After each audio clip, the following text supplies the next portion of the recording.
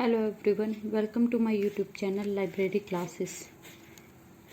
पिछली वीडियो में हमने डिस्कस किया था थर्ड लॉ को। आज हम डिस्कस करेंगे अपने फोर्थ लॉ को। इस वीडियो को देखने से पहले सबसे पहले आप लोगों को पहले जो मैंने 3 लॉ कराए हैं वो लॉ अच्छे से कर लेने चाहिए, क्योंकि जो इस लॉ में मैं जो भी पॉइंट्स कराऊँ मैं पहले 3 लॉ के अंदर भी करा चुकी हूँ। इसीलिए इस वीडियो से पहले आप लोगों को तीनों वीडियो देख लेनी चाहिए। तीनों लॉ की जो भी वीडियो हो वो देख लेनी चाहिए। जो हमारा फोर्थ लॉ है वो क्या है? सेव द टाइम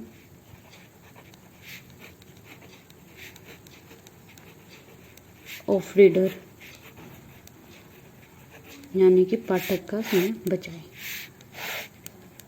इस लॉ को अब हम डिस्कस करेंगे। इस लॉ के अंदर जो अहम रोल होता है वो किस किस का होता है? लाइब्रेरियन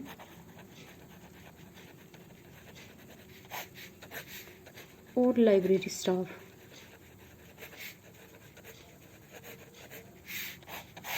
इन दोनों का अहम रोल होता है। लाइब्रेरियन, एक अच्छा लाइब्रेरियन वही है जो क्या करे, अब सेवा भाव से पुस्तकों के लिए काम करे, पाठकों को के लिए काम करे, पाठकों को उनकी पुस्तक से मिलाए।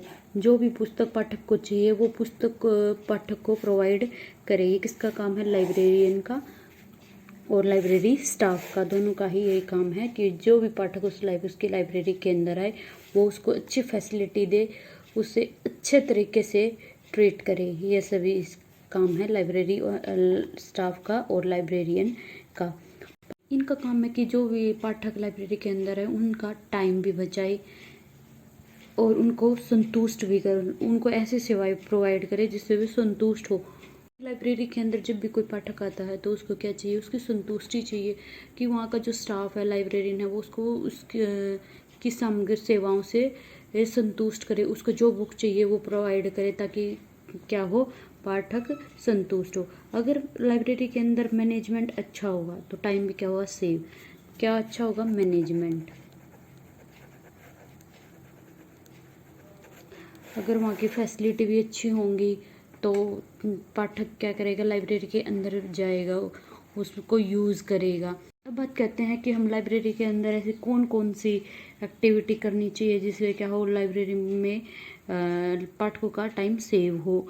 ऐसे क्या करना चाहिए जिससे पाठकों का टाइम भी बचे और पाठक लाइब्रेरी के अंदर आकर्षित भी हो।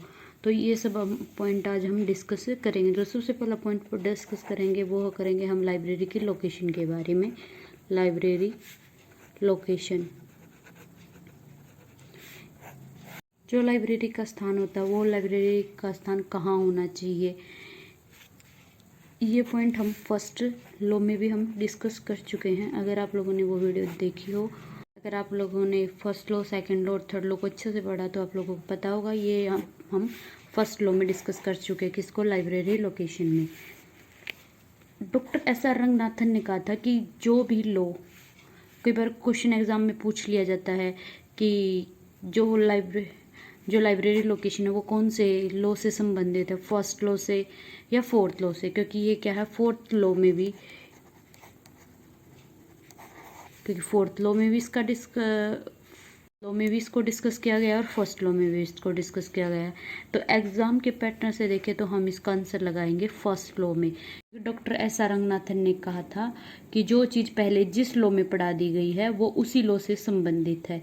इसीलिए जो लाइब्रेरी लोकेशन है ये हमने सबसे पहले फर्स्ट लॉ में पढ़ी थी। तो लाइब्रेरी लोकेशन किस लॉ से रिलेटेड है? फर्स्ट लॉ से रिलेटेड है। फोर्थ लॉ से भी रिलेटेड है, लेकिन अगर दोनों लॉ ऑप्शन में होंगे तो हम राइट जो आंसर होगा वो हमारा फर्स्ट लॉ को ही राइट आंसर माना जाएगा। फर्स्ट लॉ में हम पढ़ चुके हैं कि जो लाइब्रेरी का लोकेशन है वो बहुत ही महत्वपूर्ण होता है कि लाइब्रेरी का लोकेशन कहाँ होना चाहिए, लाइब्रेरी कहाँ होनी चाहिए, जिससे क्या हो, पाठकों का जो है टाइम भी सेव हो। तो जो लाइब्रेरी लोकेशन है, अगर एकेडमिक लाइब्रेरी है तो उसको कहाँ होना चाहिए? संस्थान के सेंटर में होनी चाहिए बिल्कुल लाइब्रेरी, ताकि जो ज़्यादा से ज़्यादा स्टूडेंट है वो लाइब्रेरी के अंदर आसानी से जाए, उनका टाइम भी सेव हो। अगर लाइब्रेरी को किसी भी संस्थान में एक साइड बना दिया जाएगा, अगर यहाँ बना दिया तो यहाँ के जो स्टूडेंट्स हैं वो लाइब्रेरी को में नहीं आएंगे, क्योंकि उनका जो है टाइम भी ज़्यादा लगेगा, इसीलिए वो को अवॉइड ही करेंगे। इसलिए लाइब्रेरी को कहाँ होना चाहिए, सेंटर में होना चाहिए। अगर पब्लिक लाइब्रेरी की बात करें हम, जो पब्लिक लाइब्रेरी है वो कहाँ होनी चाहिए, सिटी के अंदर बिल्कुल सेंटर में होनी चाहिए लाइब्रेरी। पब्लिक के सेंटर में होनी चाहिए पब्लिक लाइब्रेरी, ताकि जो है डिस्टेंस क्या हो, पाठकों का को कम भी लगे और टाइम भी उनका क्या हो, सेव। तो लाइब्रेरी लोकेशन भी सोच समझ कर करनी चाहिए, जिससे क्या हो, पाठकों का टाइम सेव हो। अब बात करते हैं हम अपने सेकंड पॉइंट की, जो कि है ओपन एक्सेस सिस्टम। इस पॉइंट को भी हम पढ़ चुके हैं, जिन्होंने वीडियो देखी है तो वो बता देगा कि जो ये पॉइंट पढ़ा वो हमने किस लॉ में पढ़ा है। ये हमने पढ़ा थर्ड लॉ के अंदर, यानी कि अबाध प्रवेश प्रणाली, प्रवेश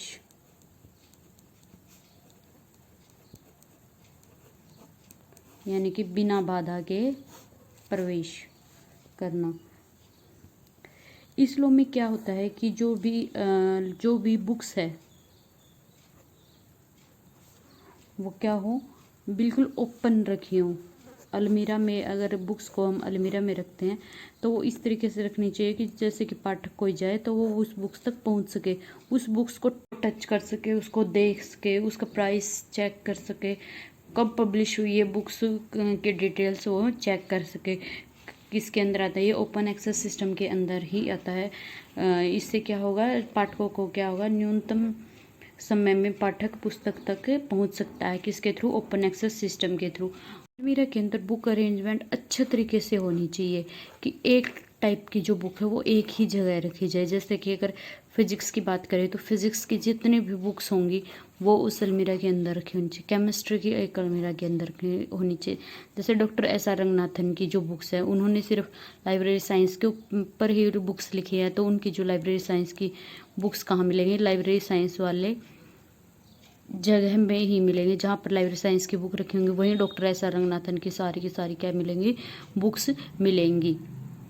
ये किस लॉ से रिलेटेड है, ये है फोर्थ लॉ से, सेल्फ अरेंजमेंट। जैसे कि डॉक्टर एस आर रंगनाथन की है, अगर किसी को डॉक्टर एस आर रंगनाथन की एक बुक चाहिए, 5 लॉज ही चाहिए, 5 लॉज की बुक देखेगा तो वो देखेगा कि डॉक्टर एस आर रंगनाथन की और भी बुक्स है, तो दूसरी बुक्स को भी पढ़ने की इच्छा प्रकट करेगा कि वो और भी बुक्स पढ़े। डॉक्टर एस आर रंगनाथन कौन कौन सी बुक लिखी है उसके बारे में भी उसको पता चलेगा कि हाँ, डॉक्टर एस आर रंगनाथन की और भी 50-60 बुक्स हैं जो डॉक्टर एस आर रंगनाथन ने लिखी है।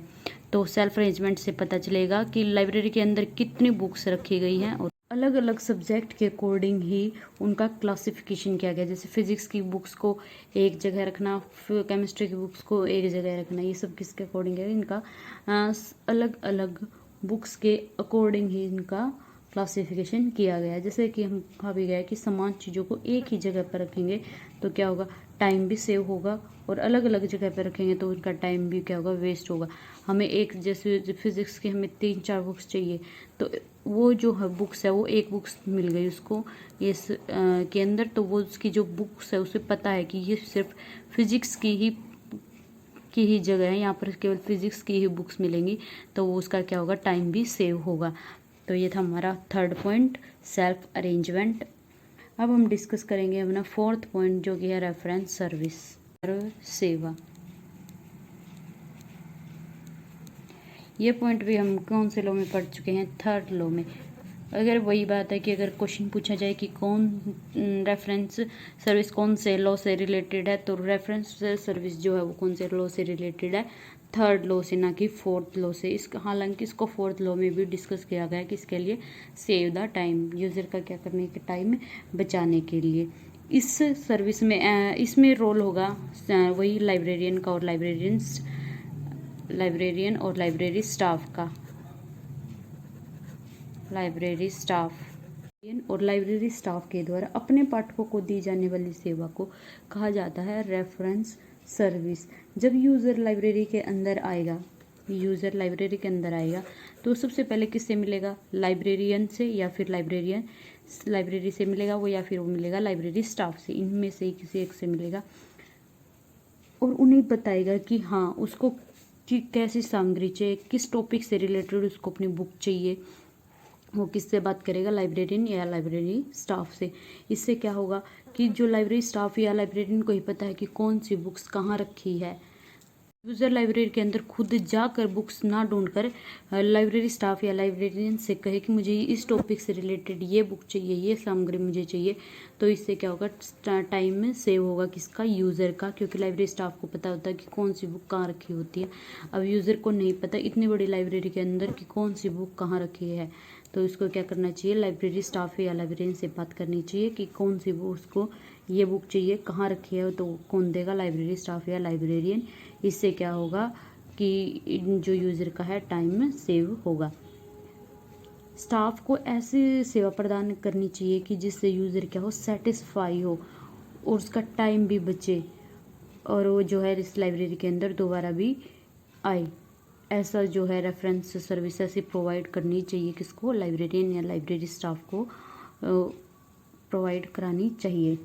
ये था हमारा रेफरेंस सर्विस। आज इस वीडियो के अंदर हमने पढ़ा है 4 पॉइंट कौन कौन से। सबसे पहले हमने पढ़ा लाइब्रेरी की लोकेशन कहाँ होनी चाहिए, सेंटर में होनी चाहिए ताकि क्या हो, डिस्टेंस कम हो और जो पाठकों का टाइम भी सेव हो। ये किस लॉ के अंदर पढ़ा गया है, ये हमने फर्स्ट लॉ में भी इस पॉइंट को हमने पढ़ा है। जो सेकंड हमने पढ़ा है ओपन एक्सेस सिस्टम, इसको हमने थर्ड लॉ के अंदर भी पढ़ा है। बिना बाधा के जो है प्रवेश करना, अपनी सामग्री तक पहुंचना।